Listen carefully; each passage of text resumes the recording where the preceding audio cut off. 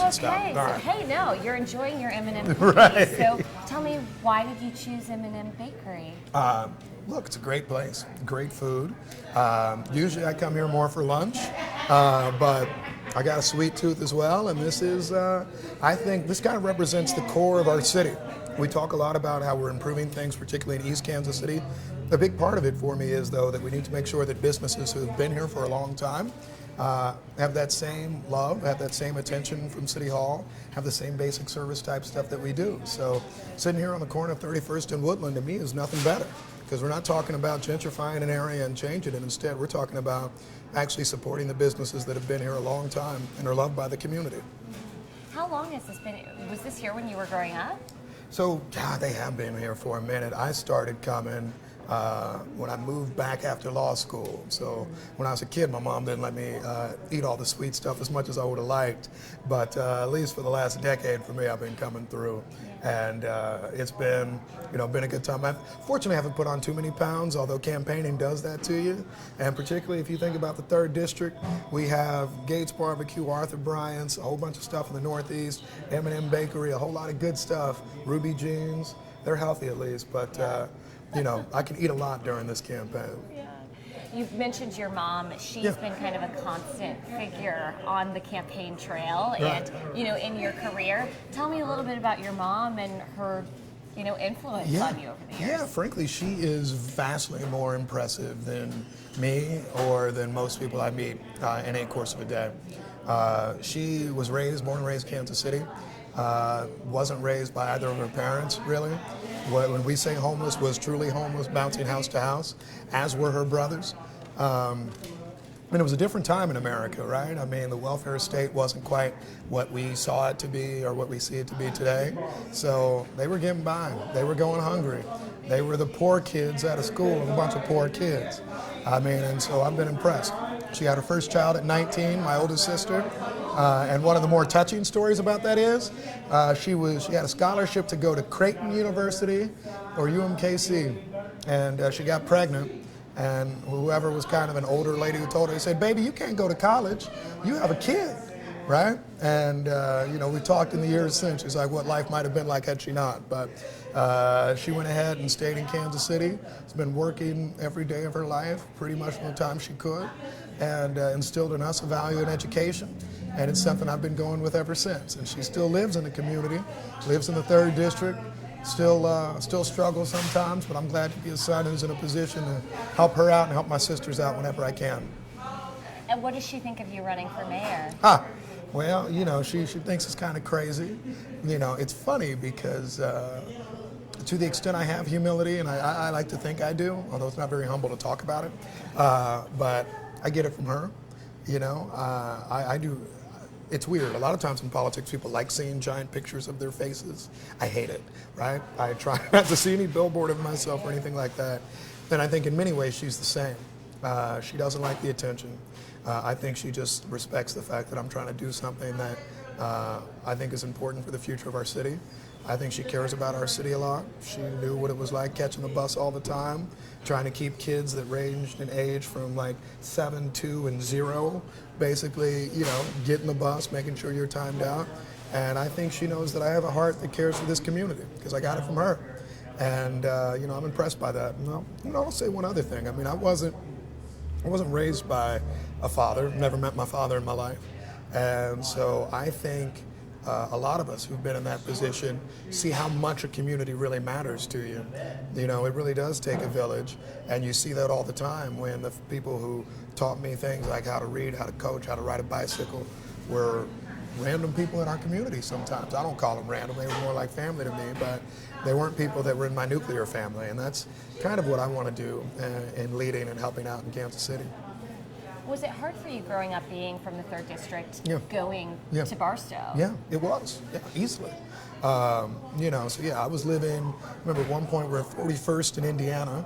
Another point we're staying at a motel because we're homeless.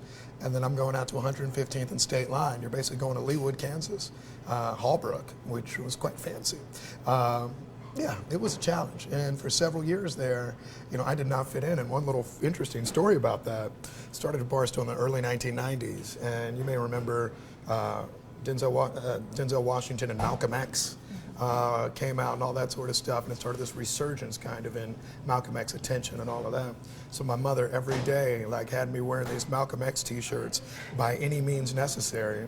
And I still remember there was this like young white girl who read my shirt. She's like, by any means necessary, what does that mean? And I'm like, I don't know. So we're just a bunch of 8-year-olds kind of figuring all that stuff out. But you know, the thing that I gained, like anything, you stay somewhere long enough, you get used to it. I went to school out there for 10 years. And I think I got to see kind of how a lot of the problems were shared with young people, no matter the you know, socioeconomic level, no matter the race. Now, one thing that was interesting though, I had to learn a lot about kind of how to listen to other people, how to understand their situations. Because as I said, I grew up with just my mother, you know, so I never met paternal grandparents, and both of my mother's parents died fairly young. Her mother died at 40, her father died, I think, in his early 50s. Both were big drinkers, but nevertheless, I remember, so one of my friends came to school one day when I was probably in 4th grade. He said, my grandparents died. And I said, oh, that's all right, man. They're not really supposed to be around, which was terrible. And fortunately, I got better over the years in understanding that. But, you know, it was a big learning experience for me, and I think it was a big learning experience for a lot of my peers, too. Yeah. So why are you running for mayor? Yeah, you know, I think that all the time, particularly because we have a forum every night to talk about it. You know, I think when we think about, and I'm going to try to not have any bull because everybody's giving you talking points. Generally, the idea is this. I care a lot about the city. I want to see neighborhoods like this one be stronger, grow better. I think the long-term success of Kansas City is based on how do we get population, how do we get people excited to live within the core of Kansas City, Missouri. You can have the nicest downtown in the world, you can have all the coolest things happening, but if you're not worried about the neighborhoods, if you're not worried about quality of life, we're not going where we need to be. And so that is, for me, my big push. One other thing that I would say, and I say it proudly, is I've been a collaborator on this council. There are other people who talk about it, but there has not been a controversial issue over the last 4 years that I've not been in the middle of. The airport, incentive reform, how do we reduce the number of TIFs, public safety, transparency, and connecting with how much money can the city manager spend without city council knowing. You know, I've been a part of a lot of fights, but the reason for that is because I think they're all important. Policy matters, right? Substance matters. So yeah, you won't necessarily see me on the biggest billboard ever and all that sort of stuff everywhere, but I think what we need is leadership that never forgot where they're from, right? And I'm never going to forget where I'm from. If you were growing up hungry and homeless in Kansas City in the 90s, if you remember DSAG, if you remember all of that, that sticks with you, and that stuck with me. But I also understand how our city needs progress, and I think I'm one who can deliver it. I've been to a lot of different places in life. You know, you talk about adjustments. Barstow was one thing. Going to an Ivy League law school was another. You know, I thought I knew rich people before. That was new. But I think how you can link all of those different steps in life to serve your community is key. And I think I'm uniquely skilled and able to do that in this race. Let the record show you brought up the airport. I did not. So Yeah. what do you think about the new KCI so far? What have you thought about the process? Well, look, I mean, I won't mince words. I said this in the Business Journal back in the spring of 2017 to the late Rob Roberts, which is that the process was embarrassing. I mean, you do not, you know, anytime you start with not trying to show the real story, not trying to be as fully public as you will, it bites you in the back. And this is not just in Kansas City, it's everywhere. You know, what tangled webs we weave when first we practice to deceive. I mean, it is this sort of thing that we should have been up front from the start with an open, competitive bidding process. I think we should have actually kind of had a more normal even procurement process once we got there. There was always this push to say we have to get things done in 45 days, which leads to a set of disasters. There was the kicking out Burns and McDonnell, which frankly I also thought was something that didn't need to be done and certainly wasn't transparent in how we did it. And then we went through the procurement process thereafter, where every few weeks somebody's saying, oh, just wait till next week. It's like the guy who can't pay his bills and saying, oh no, the check's in the mail. So we did that for so long that I don't think that reflected well upon Kansas City. I don't think it reflected well upon government. And particularly in this time when there are a lot of people that say that, or that hate government or want to drain swamps and that sort of thing. I don't like us giving fodder to it. But I'll say this. I'm glad we're getting a new terminal. I think we heard loud and clear from the public that they wanted it. I think we're moving in the right direction now, and I hope as we go forward, hopefully with me as mayor, but whomever, I think as long as they're telling the truth, as long as they're being forthcoming, as long as they're saying, hey, this thing's working, this thing maybe isn't as well as we want it right now, then we're going somewhere, and then we're doing what we need to do. What do you think about changing the master bond ordinance when Burns and McDonald was kicked out? Yeah, I disagree with that. I do not think that that is a responsible move. I think it's arbitrary. I think it could subject us to some type of challenge. And no, I think it's plainly inappropriate. And this is what happens when you don't give the full story. Because if you start by saying, well, we have to kick them out because they, quote, didn't follow the paperwork right, or they didn't follow the master bond ordinance, then you're saying, well, it turns out that wasn't kind of the 10 Commandments type thing we claimed it was before. Then I have issues with that. And I mean, I'll tell you, I'm not somebody who's interested in relitigating everything we've been through, but that's a bad look. That's not a good look. I frankly think our entire procurement process in Kansas City, from bidding on our roads to bidding on our airport to bidding on who knows what, needs to be reconsidered in this city. Right now, we do not have a process, I think, that is as healthy as it needs to be. And again, this might be boring, but frankly, this is the sort of thing that saves the public money.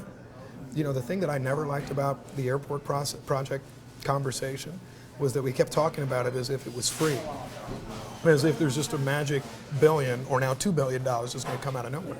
I mean, it was always going to be funded by users, right? Users are the backstop for the airport, just like users of the city are the backstop for the city, users of the water are the backstop for water. Why we couldn't just say that from the jump, I don't know. And we went through a whole lot of drama, a whole lot of stress, hiring eons of consultants that City Hall should not be paying for to try to figure this thing out. And I don't think that's the way it should be.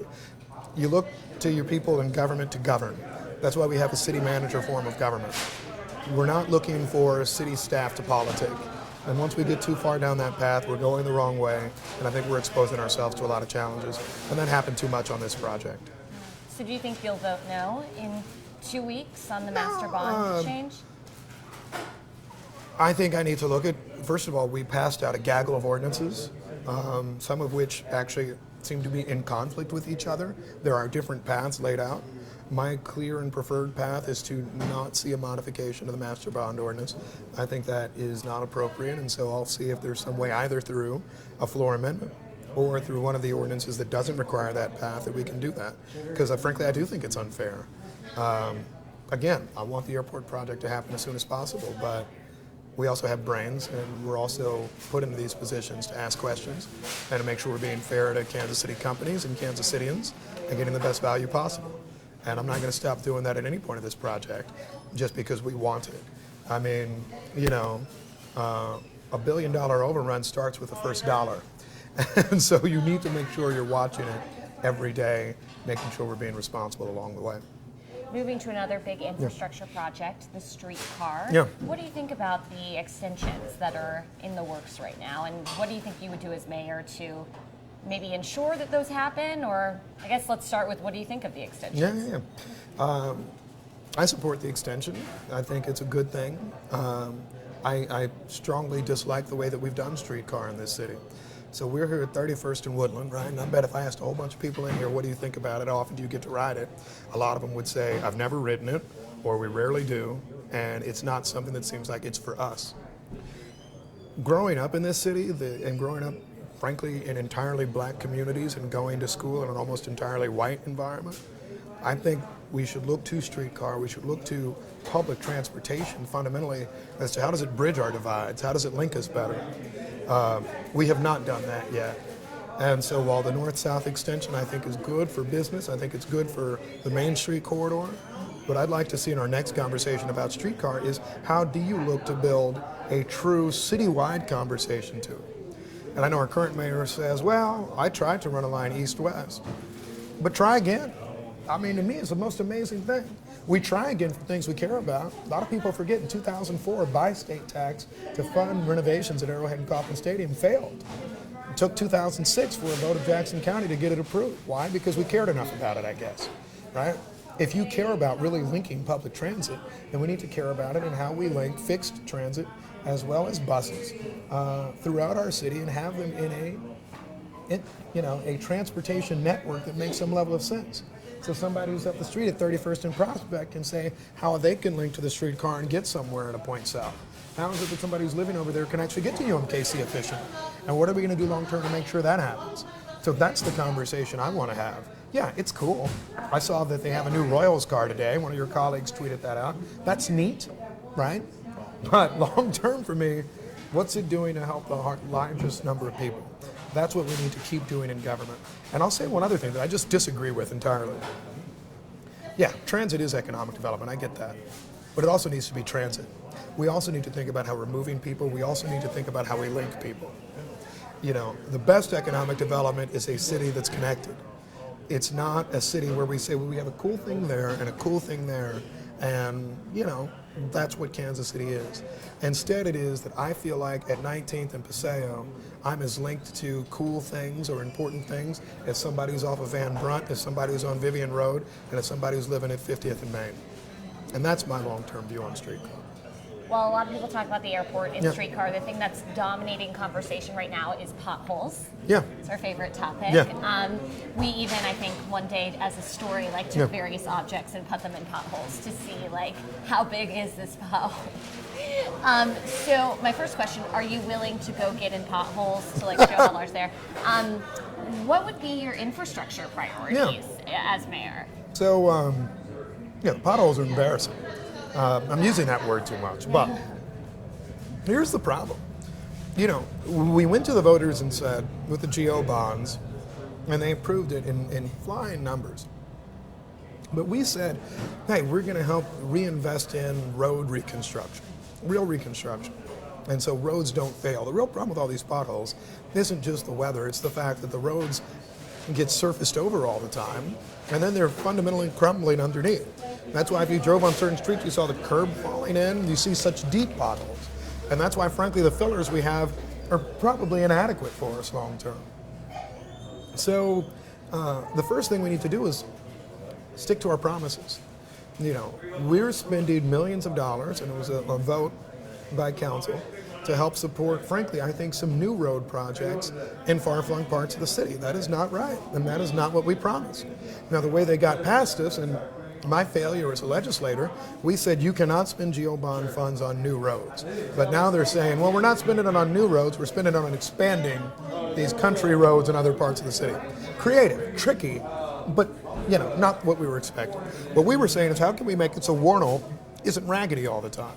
How can we make it so Ward Parkway isn't a disaster, or Benton Boulevard, or Prospect over here? And so I think step one will be making sure that our GO bond funds are dedicated and prioritized in my first years to going towards road reconstruction, going towards the really boring stuff.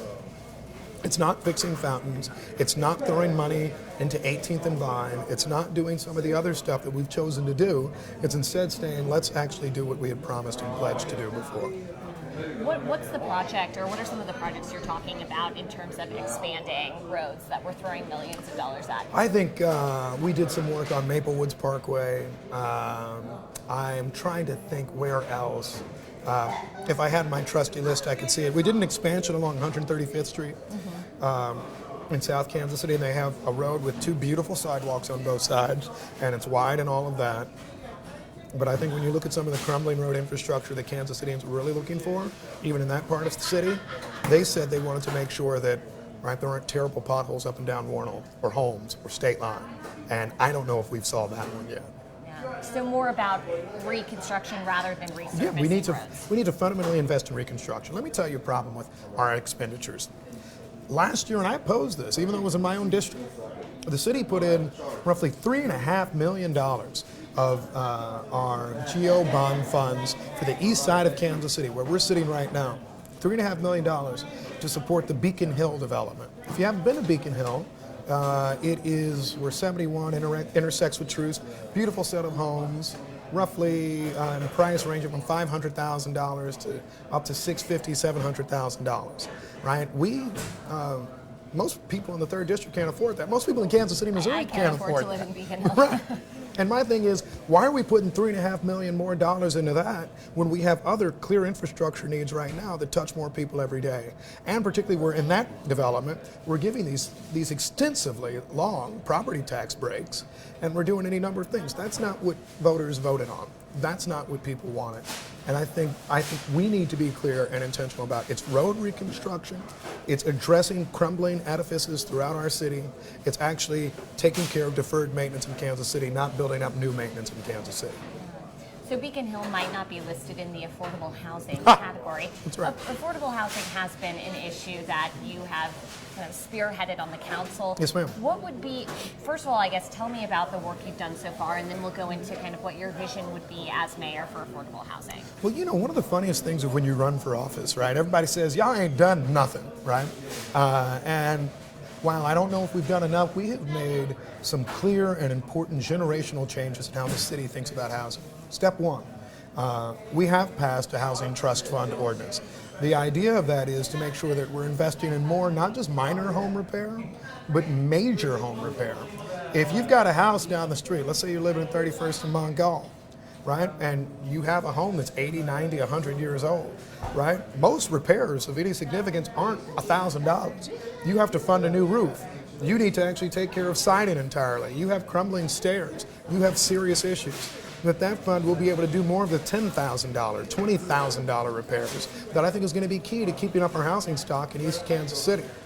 In addition to that, I think what we've seen in this housing policy is that we need to stop doing harm. We cannot, a generation ahead, continue to subsidize luxury housing development throughout Kansas City.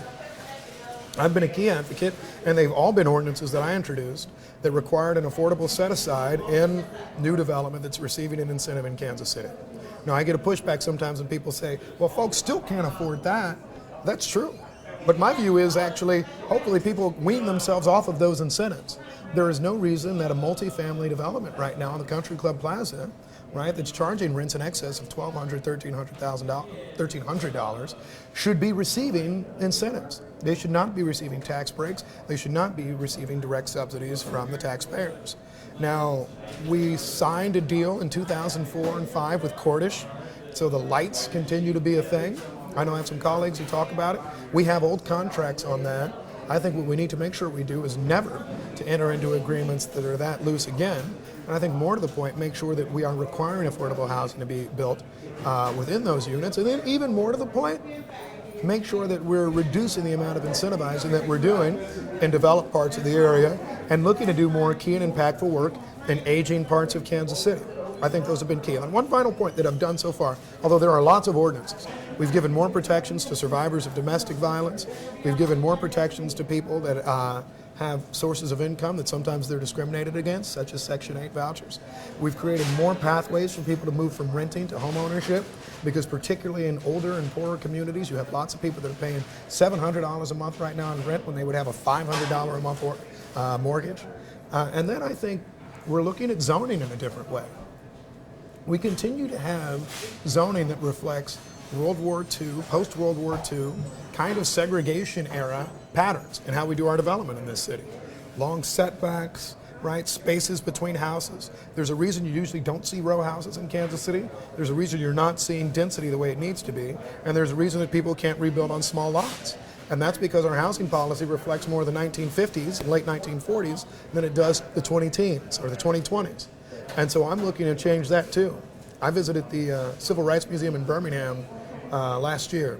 And it was interesting because when I looked at some of their zoning policies, the ones that were segregationist and struck down, we have some of the same ones. Now, it's not as defined by race, but we're wondering how we perpetuate segregation in this city, and it's very clear how we get there.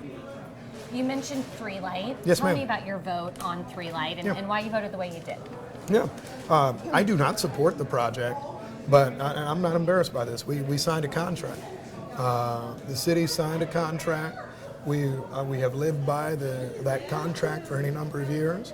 And so, yeah, I get throwing stones and saying no and all that sort of stuff, but you know, if you start breaking every contract the city's ever entered into, then where are you? I don't do that in my personal life. I don't want people doing that to me.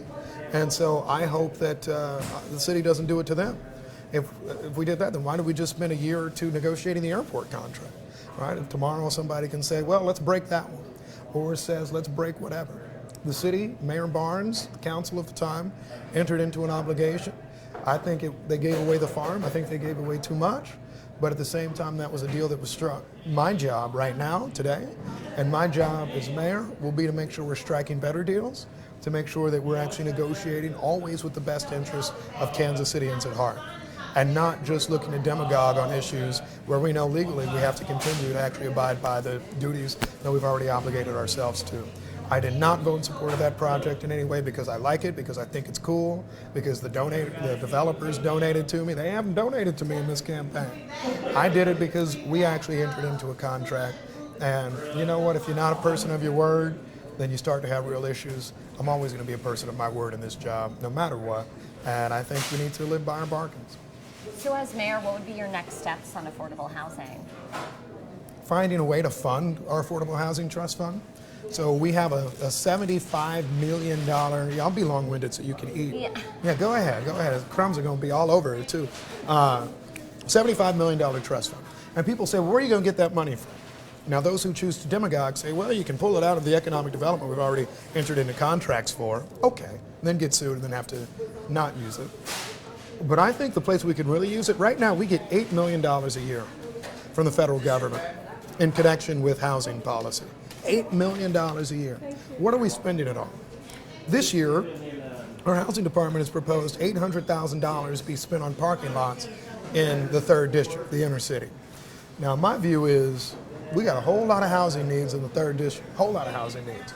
Why are we spending $800,000 on parking lots, right? What we need is an intentional plan for how we're spending that $8 million a year. If you do that wisely over 5 years, that's 8 times 5, $40 million. You've made a huge dent in your housing trust fund. The next amount of money where you get it from, I think, is using some of the taxes that the taxpayers have approved. I do not support more tax increases to Kansas Cityans. I'm tempted to be President Bush-like and say, read my lips, no new taxes. Because we're doing too much. We're putting too much on the backs, particularly of the poorest people with all these sales taxes. So I'm not supporting that. But what I'm saying is spend the tax dollars that we have now wisely. One of the ways we do that is we have this 8-cent sales tax for the east side in Kansas City to help spur economic development. A lot of the economic development in East Kansas City relates to the construction of housing, relates to building multifamily housing along the Prospect Corridor, along Van Brunt, right, along Brooklyn. How can we actually make sure that we're supporting housing development there? So I'd like to see us leverage dollars out of that. That's a 10-year tax that's producing roughly, I think, about $8 million a year. Let's say you use $3 million out of it. All of a sudden, you've gotten $70 million of your $75 million fund. I mean, that's where I think we need to be intentional with what we're doing. And I've shown this leadership already on council. You know, there are a lot of people running with plans. And God bless them, right? It's good to have plans. We all have plans. What you need to have, though, is a track record for getting them accomplished, right? I've been able to accomplish these things a number of different times in a number of different areas on council. I'll continue to be able to do that. And this is the reason you have to be scared of people who just have plans. Mayor Mark Funkhauser was probably one of our best planners the city's ever had. He was a terrible collaborator, right? And we saw constant fights with city council. We saw an inability to get things done because you come in saying it's my way or the highway. What I plan to do is work collaboratively, work with the resources we already have at City Hall to make sure we're funding the real needs. And I'll say this too, as a kind of final point in this area. You know, the reason people are frustrated because we're talking a lot about streetcar and airports and all of that is because we are, right? I don't know why City Hall sometimes pretends we're not. We had a consulting lobbyist basically at City Hall whose job was to help our communications department, right, message the airport project, right? Taxpayers are paying for that. Whereas we're not actually usually doing that for things like affordable housing. You work in the press, you didn't get that many press releases about affordable housing, you got a few, but right? And we're not talking to people enough about the resources they may already have. I mean, these aren't the sexiest topics. These aren't the ones that people are going to end up putting you on like some mountain because you accomplished them. But they're important and they're key. And I say this very personally for me. When you grew up homeless, or when you lived in a house that didn't have air conditioning, or had pretty crappy heat, or didn't have hot water, all of which I experienced while I was going to Barstow, ironically. But if you went through all of those steps, You know how hard it is to wait another year for something to get fixed. You know how hard it is to say that, well, the GO bonds should be going to fund some cool project somewhere, or should go to an entertainment district instead of going to support, right, basic infrastructure in your community. So I think we need to rearrange our message. A lot of people in this city claim to be progressive. If we're really progressive, then we're going to talk about issues like housing, and we're going to put them at the forefront. And we're not just going to say this is a city that has an airport and some arenas and a stadium, and that's what we're all about. I like that stuff. It's cool. I go to all this stuff.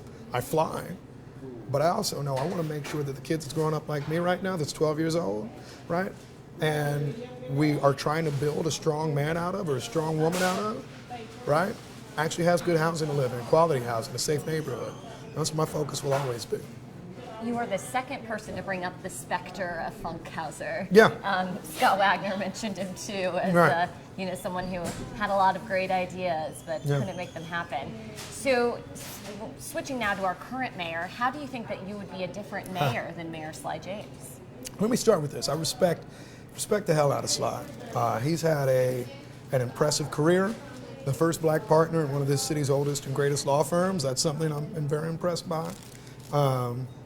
I appreciate his service to our country and his service to our city. So I start with that. Sly and I see things some different ways. I think Sly and I have had a different view on where sometimes our priorities should be. He supported he in fact proposed and pushed the $10 million for demolition of homes in Kansas City plan. I don't think demolition is housing policy. I think a lot of that money, at least a big proportion of it, should have been spent on rehab, should have been spent on investing in our community instead of tearing it down. I disagreed with much in terms of how we did things at the airport. And I think even more to the point, I think I disagreed with the way sometimes that we've done things at City Hall the last 4 years. I think that streetcar could have been a more citywide conversation and a beneficial one. I think that we could have been more inclusive with the school districts than how we talk about tax incentives and tax abatements. I get sometimes the need for a my way or the highway approach, but long term, I don't think we need that in Kansas City. And I think when you talk about key differences that we'll have, that's going to be one of the big ones that the mayor and I will have. I see no harm in being a collaborator. I don't like fights. I don't like shouting matches at City Hall. And I think that, frankly, it's time for Kansas City to kind of get back to that more collaborative approach like we saw with Mayor Barnes, like we saw with Mayor Cleaver. And I will follow in that pathway. I appreciate the things that Sly's done. I think we have a whole lot of a way to go on some other things like violent crime, on what we do to make the East Side stronger. And I plan to work hard on that, and that's where my dedication is going to be, and I think that's where you'll see a difference. And I think one other thing, frankly, I think I've been able to collaborate a little bit better with my council colleagues than the mayor has. Some of these aggressive ordinances that I've introduced, including the most significant reform of our tax incentive and abatement policy in the history of our use of the tax tools, including I think one of the most transparency-related ordinances we've ever seen, in making the city actually tell us when they're spending $1 million on something. Those have been issues where I brought the council together. I've been able to cobble together coalitions, and I've been proud of it. And I think that's what we need from mayoral leadership. What you don't need is somebody who's picking a bunch of fights, particularly in these next 4 years, the next 8 years in Kansas City. What do you think about his pre-K plan? Are you going to be supporting that? No, I disagree with that plan. A few different reasons. First, I care about kids. I think everybody cares about kids and 4-year-olds. What I don't appreciate are a few things about this plan. One, I'm not sure that it actually will help our poorest children. Two, at a time when we're actually finally getting things right in Kansas City, Missouri School District at KCPS, for the city to basically say, we're going to figure this huge part of education out, and we're just going to tell you what we're doing. We're not going to actually even assure you how you're part of this program. That's not a good look. 3, I don't like the sales tax use. We're going to have the poorest people yet again pay this very high tax burden, right, for something that really should be funded out of mill levies and all of that from individual property taxpayers. And then finally, I don't like this perspective that we're following here. I grew up in Kansas City. During the era of court-ordered desegregation, we spent hundreds of millions, indeed $1 billion that we threw at the schools, right? So we spent hundreds of millions of dollars and said money will be the answer, money will be the answer. 25 years later, the legacy of that is that money was not the answer. And so I don't love a program where basically we're saying, yeah, let's just get $30 million a year. We don't really have meat on the bones of everything. We haven't figured out transportation. In fact, we may not even have transportation to get kids to these opportunities. We haven't figured out how we're going to certify these schools yet. We haven't figured out bureaucracy. We're going to have city council and mayor, none of us whom are professional educators, oversee it. It's not the right program. I mean, this is just not the right way for pre-K. I appreciate the effort. I appreciate how much the mayor cares about it. I care about it. Mark Bedell of KCPS cares about it. Dan Clemens of the North Kansas City School District cares about it. Dr. Tucker at Liberty Public Schools cares about it. So why don't we work with all of them? Why don't we work with the school boards? Why don't we work with the communities to do it and not just have a feather on the cap at the end of a mayoral term? Before we go on to probably the biggest topic, which is violent crime in Kansas City, I want to go back a little bit to incentives. And I'll let you eat your M&M cookie for a second here. But wanted to ask you what work you've done so far on the council that you're most proud of on incentives, and then after that, moving forward as mayor, how you would approach incentives moving forward. Mm-hmm. I'm gonna grab my sorry about your water. Oh, that's okay. I got too impassioned. I was kind of being like a strongman dictator approach. Anyway. On incentives. Incentives is some of the stuff that I'm the proudest of. It's a little technical, but very simply this. Before I got on the council, we were giving 100% 23-year property tax breaks to people on the plaza, building downtown, building in lots of areas of Kansas City. That was not right. And so I saw that there was a conversation occurring where lots of public school districts, the public library, Jackson County Mental Health, and others were saying, look, we don't have money that we're receiving from these big projects. And we're never receiving that money because half the time we were reinstituting the incentives after the 23-year period was over. So I said, why don't we reduce that? Why don't we from day one require every developer to actually pay some of their property tax burden? Okay? So I created an incentive cap. You could not receive incentives over 75% of your property tax breaks going forward, which if you think about it, isn't bad. We're basically saying to these developers, look, you can't receive a 100% tax break, you can only receive a 75% tax break. And I thought that was actually a pretty darn good compromise. So what happens when I introduce that? I got a call from numerous businesses in Kansas City that said, you're going to destroy economic development, you're going to destroy this city, you're going to kill our momentum. The mayor said that. A number of people running for council said that. Indeed, I'll just let you know who. Everybody but Councilman Reed and Councilman Kennedy, who were my co-sponsors on that, largely said, no, we're scared about destroying economic development. But I said, this is important, and this is an important conversation for our schools, and it's an important conversation for our community. So over a period of 6 months, I visited with superintendents from every one of the 15 school districts that touches Kansas City, Missouri. I visited with school boards. I talked to business groups. I talked to a number of folks in connection with what our incentives do in our communities. And shocking everyone in the world, I got it passed. And I think that is the sort of effort we need in Kansas City. Now there's a conversation about how can we eventually drive down the incentives so frankly people are just paying their taxes. But I agree with that, and I look forward to being a key part of that conversation. In terms of other accomplishments, I've actually worked to make sure that there is affordable housing, or at least non-expensive housing, in every incentivized project, which was another travesty we had. That was another ordinance that I introduced.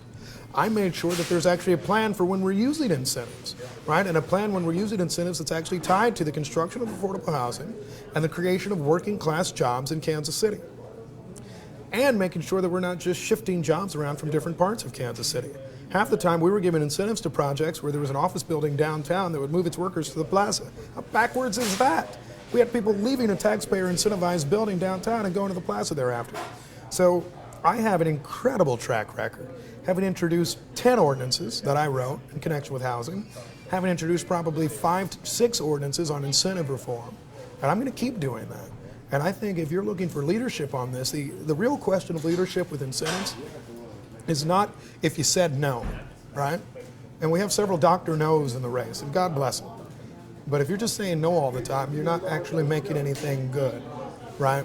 What you really need to do is build policy that helps get the city away from this process. It helps get the city off of the addiction relating to our over-incentivizing in Kansas City. And I think that's what I've done. I want to help us get to yes. I want to have clear, consistent rules for developers about what we'll do. But more than anything, I want to make sure that instead of saying no, we're actually building a path where incentives go to the areas that need it. Like here at 31st and Woodland, where we're sitting across the street from a boarded up building. Or further down the street on Prospect. I want to make sure we're doing that, but I also want to make sure that we're not abusing the tools. And I've been proud of the work I've done there, and I plan to continue doing that work. So moving on to one of the biggest issues facing Kansas City, violent crime. And I'm going to be terrible for you on editing. I'm sorry. Oh, no, I'm sorry. I should be like the general, man. Just, well, we're not on the roof of City Hall, so, you know. In your opinion, from what you've seen, what are some of the root causes of the violent crime problem in Kansas City? Well, there are a few different things. I mean, the root cause of crime is poverty, really. It's hopelessness. I'll give you an example. I was knocking doors up and down Prospect a little while back, and I bumped into a minister, so I was talking to him, and he asked me, he's like, what are you going to do about all the shootings? I said, and I gave my answer, but then he said, the other day there was a shootout between young men who were on opposite sides of the street. And one of the men came in and ran into the church trying to get away and all of that. So then the pastor ends up talking to him. And the pastor said, what are you doing with your life? How old are you? And the man says, I'm 21. He says, well, what are you going to be doing in a few years? And the young man said, man, I may get 1 year, I may get 2, but I'm probably not going to be around. And there are a lot of people that every day think that, I remember this from my own background. When I was younger, before I got sent to that private school, I remember kind of not knowing the opportunities in the world that were around me.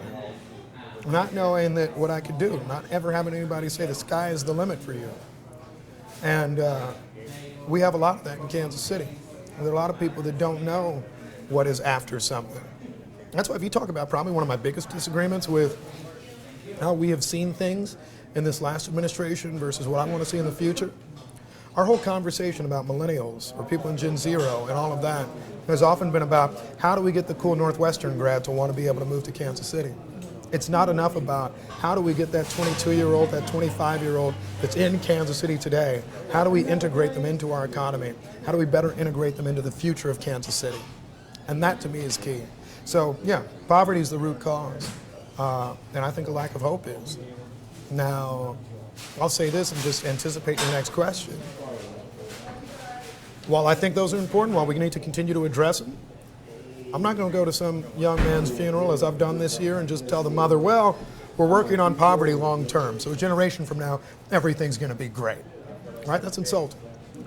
I think there are some who have this view that more police, or that police are a problem in our community.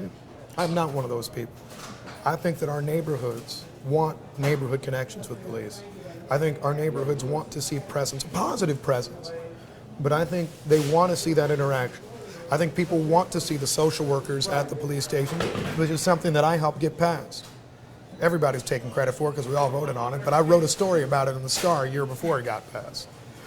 I think everybody wants to actually, have us do more in the community every day to help intervene in violent crime. There's some who talk to you about a public health approach to violent crime, and that's cool.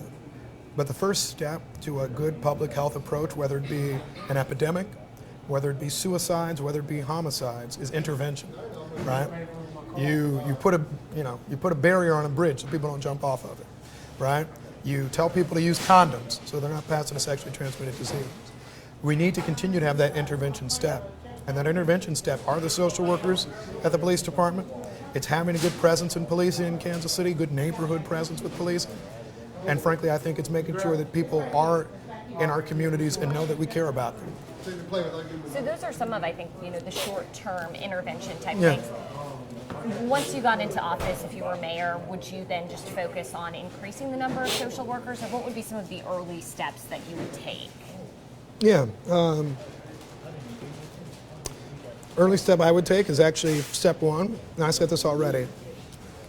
My first day as mayor, I will sit down and make several calls.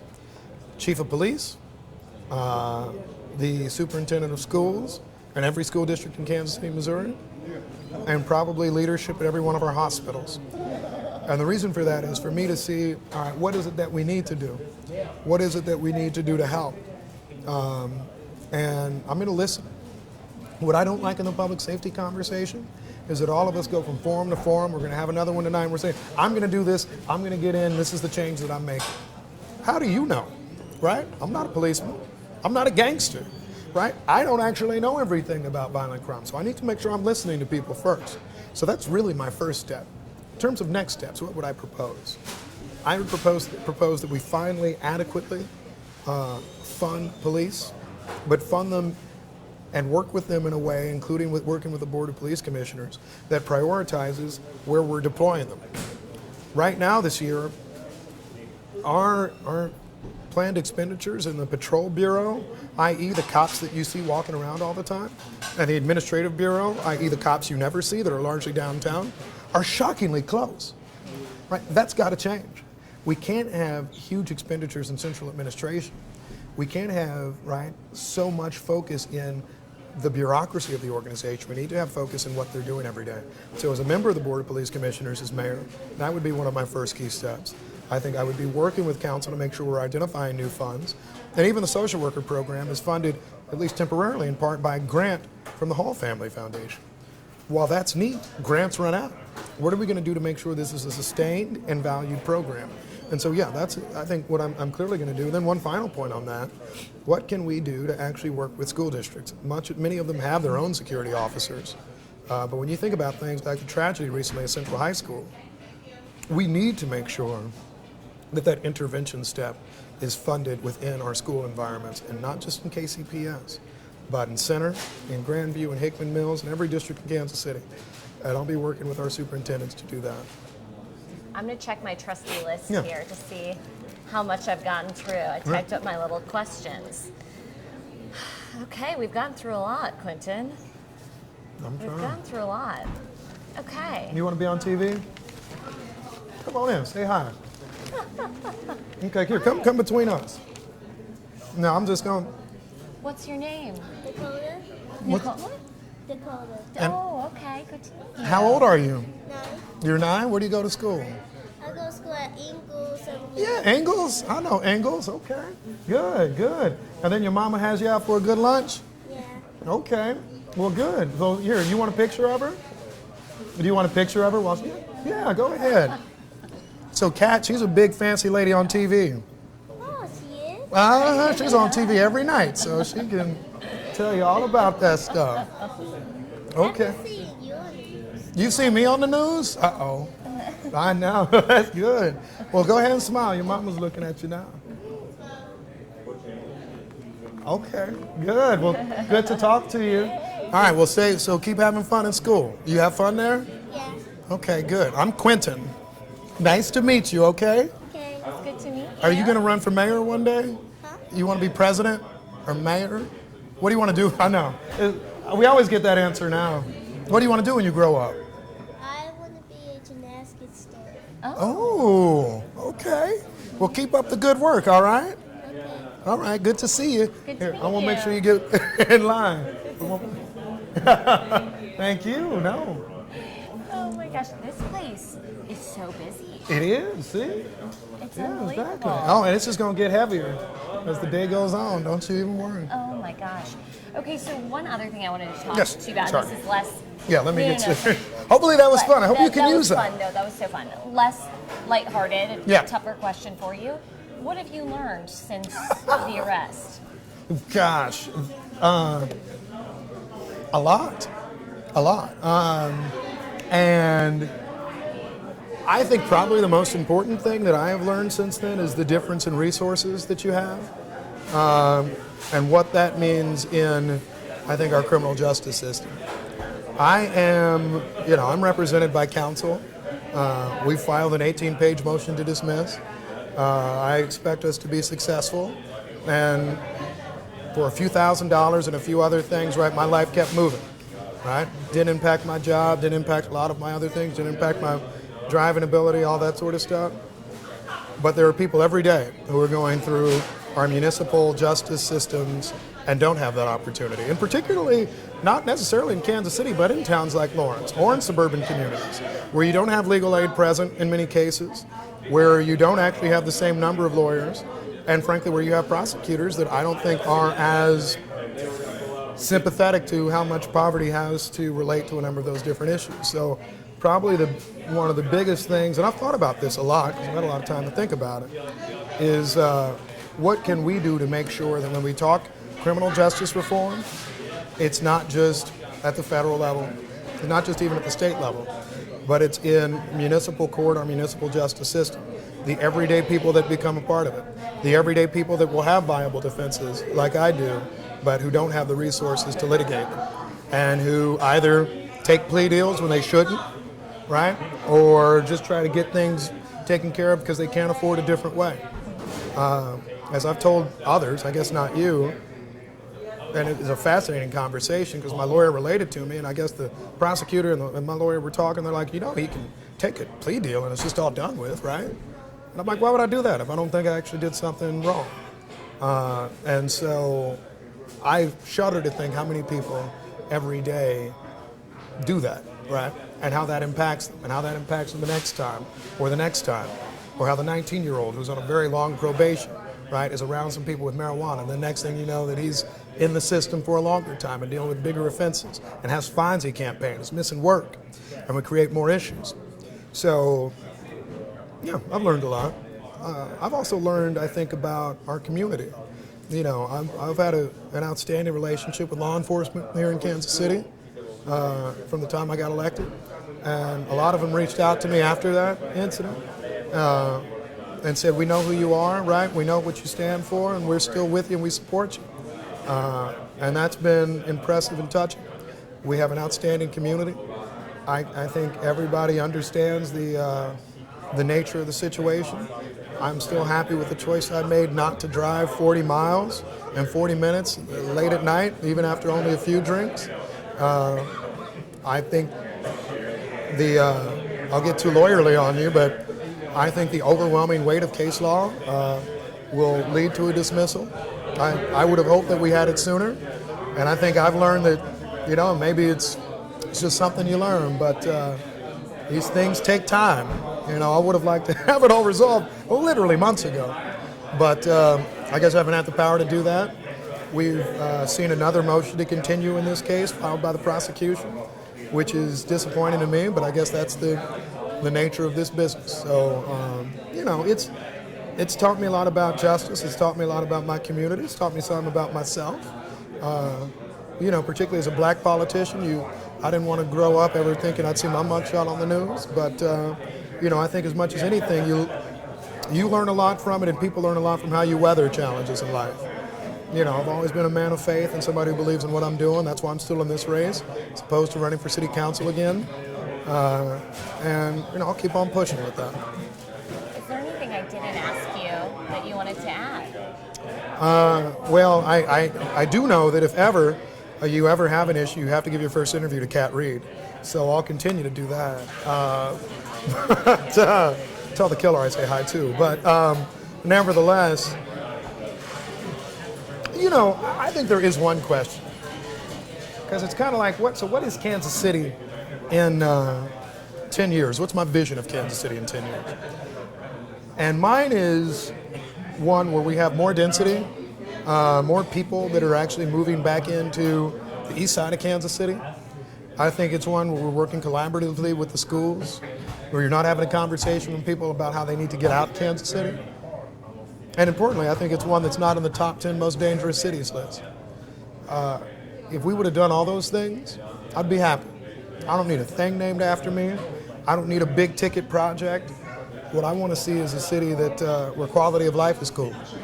You know, I had a chat with Frank White a few years ago, and we were talking about incentives and my incentive reform thing and all that, and he stopped me and he said, you know, I feel like the people need a win, and the people don't get a win enough. And all I want to do is just say, yeah, the people got to win. And that's what I'm about.